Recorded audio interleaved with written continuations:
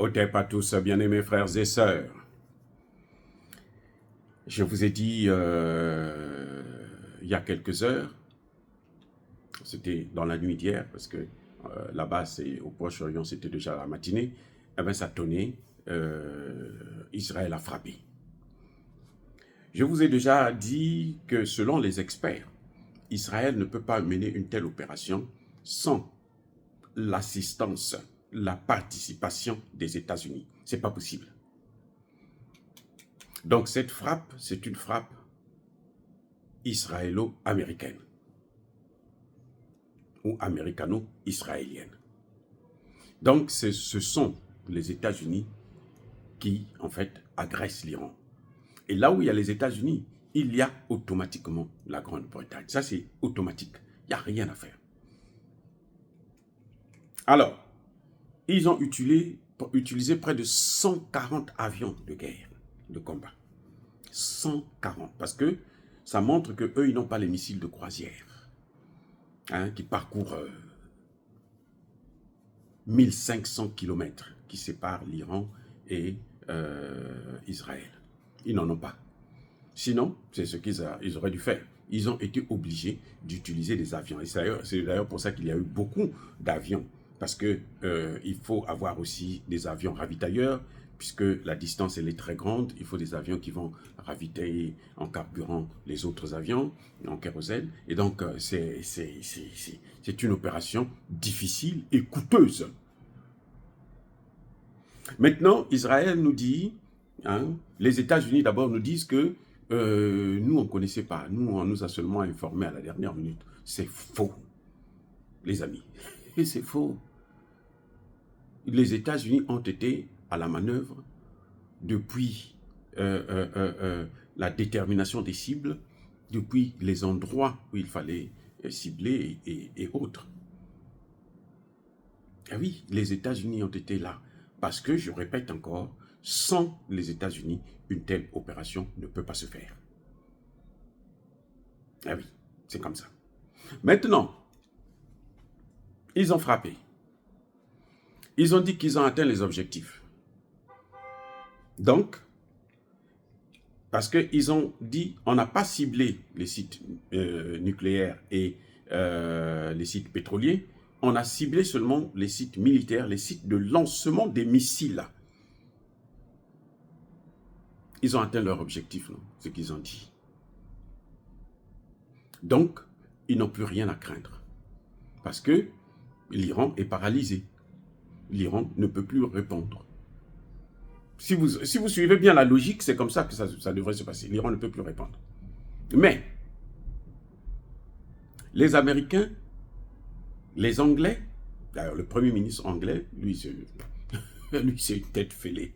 On croyait que lui, il allait faire mieux que les autres, mais alors, il est incompétent. Le Premier ministre britannique, là, c'est l'un des plus incompétents des ministres de la Grande-Bretagne. Je dis bien l'un des plus incompétents des premiers ministres que la Grande-Bretagne ait connu de toute son histoire. Il n'a pas de politique. Oui, il n'a pas d'objectif. Lui, il ne fait que suivre les mouvements. Il pense que c'est comme ça. D'ailleurs, il est dans des problèmes de corruption et autres. Bref, ils ne veulent pas en parler parce que ça risque de déstabiliser encore plus un pays qui est déjà déstabilisé depuis l'intérieur. Alors, lui, il va dire que l'Iran, la riposte d'Israël a été limitée. Donc, l'Iran ne doit pas répondre. L'Iran doit arrêter, doit se taire, accepter maintenant la défaite. Écoutez, pourquoi un pays qui a gagné, qui a vaincu l'autre, ils ont détruit, ils ont dit qu'ils ont atteint les objectifs. L'Iran n'a plus de site de lancement de missiles. Mais pourquoi ils vont avoir peur que l'Iran puisse riposter? Puisqu'elle ne peut pas lancer les missiles. Elle va riposter comment? Il n'y a plus de lancement de missiles. Vous voyez maintenant comment on arrive à découvrir qu'il y a un mensonge dans ce que dit la presse occidentale, ce que disent certains dirigeants. Je vous ai dit déjà que les États-Unis ont menti parce que Israël, à elle seule, ne peut pas mener une telle opération sans la participation directe des États-Unis. Ce n'est pas possible. Nous devons être là. Si nous, on n'est pas là, ils ne peuvent pas le faire. Mensonge. Ils disent que nous avons atteint nos objectifs. Et les objectifs, ce sont lesquels? Les sites de lancement des missiles. Ça veut dire quoi? Ça veut dire que Israël est paralysé aujourd'hui.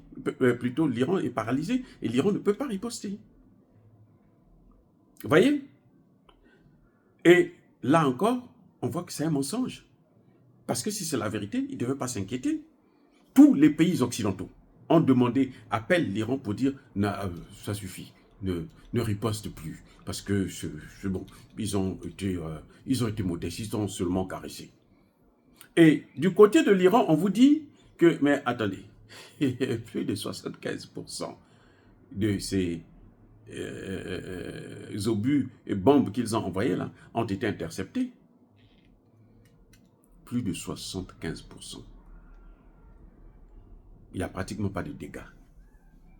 Les dégâts sont vraiment mineurs. Et c'est pour ça qu'eux, ils disent que non, vous n'avez pas le droit de nous interdire de riposter. Nous allons riposter. Nous avons ce droit de riposter. Ce n'est pas à vous de nous demander qu'est-ce que nous devons faire. Vous savez, depuis un certain temps, l'Iran ne veut pas détruire son économie qui est en plein essor.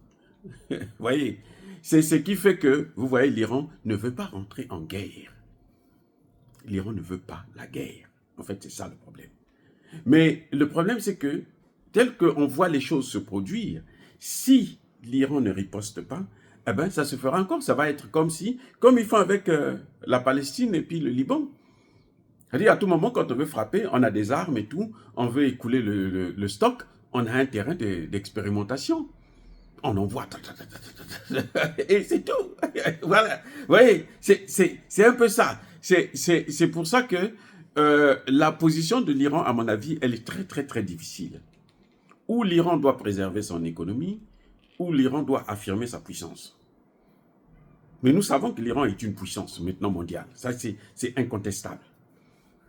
L'Iran a arrêté tout ce qu'ils ont envoyé là. L'Iran a arrêté ça. Maintenant, est-ce que l'Iran doit se contenter de ça ou bien l'Iran doit nettoyer son image? Que ce n'est pas un pays faible, c'est une puissance. Doit s'affirmer comme étant une puissance en frappant encore. Ça, c'est la question. Moi, je ne peux pas répondre à cette question. Les amis, je ne peux pas répondre. Je demande tout simplement qu'il puisse y avoir la paix au Proche-Orient, que ça s'arrête non seulement en Iran, mais au Liban, en Palestine. Et que ces populations, ces peuples, puissent avoir aussi le droit de vivre en paix. Parce que c'est très, très difficile pour les Palestiniens. C'est très, très difficile pour les Libanais. Vraiment. Ça, c'est mon point de vue. Je ne veux pas rentrer dans le débat selon lequel qui est fort, qui n'est pas fort. Je sais que l'Iran est une très grande puissance maintenant, non seulement militaire, mais aussi économique. Eh oui. Et plus on fait des guerres, plus on s'appauvrit. Ils n'ont pas touché les sites du nuque. Ce n'est pas parce qu'ils veulent laisser l'Iran avec ça, non, puisque Israël l'a déjà fait. Quand l'Iran a commencé avec ça, au moins à une ou deux reprises, Israël a tout bombardé. S'ils n'ont pas fait ça, c'est parce qu'ils savent que la riposte de l'Iran serait plus grave encore. Peut-être qu'elle déclencherait même la guerre tout de suite, la troisième GM. Ah oui, c'est ça. Maintenant, les sites pétroliers, vous savez pourquoi? Parce que c'est l'économie. Ils ont déjà des problèmes de carburant. Eh oui, si vous détruisez ça, là, c'est tout le marché international qui sera bousculé. C'est pour ça que vous voyez qu'ils ont épargné ça. Ce n'est pas question de on ne veut pas la guerre, on ne veut pas... Non, c'est les habitudes des Américains. Vous voyez comment ils ont fait la Libye? La Libye est devenue une loque. C'est une loque, la Libye, là, c'est une loque. C'est un légume à cause d'eux. Et ils sont en train de faire ça aussi pour la Syrie. sont en train de vouloir détruire complètement la Syrie pour son pétrole. Leur problème, c'est ça. Vous voyez, le Liban, on veut prendre toute la partie là. Est-ce qu'ils vont pouvoir? Il y a un Dieu, le Dieu des vivants, le Dieu éternel, le vrai, pas celui qu'on cafouille là, le vrai Dieu. Il n'a pas encore dit son dernier mot. Soyez bénis, abondamment bénis par le Dieu des Kémites et par nos ancêtres évangélisés. Mais que tous ceux qui persécutent le continent africain, le pillent et le déstabilisent, qu'ils soient noirs, blancs, chinois, arabes, juifs, indiens, qui qu'ils soient punis, maudits, foudroyés, neutralisés, écrasés, effacés par le Dieu des Kémites et par nos ancêtres évangélisés. Vive l'Afrique éternelle, j'ai dit et j'assume.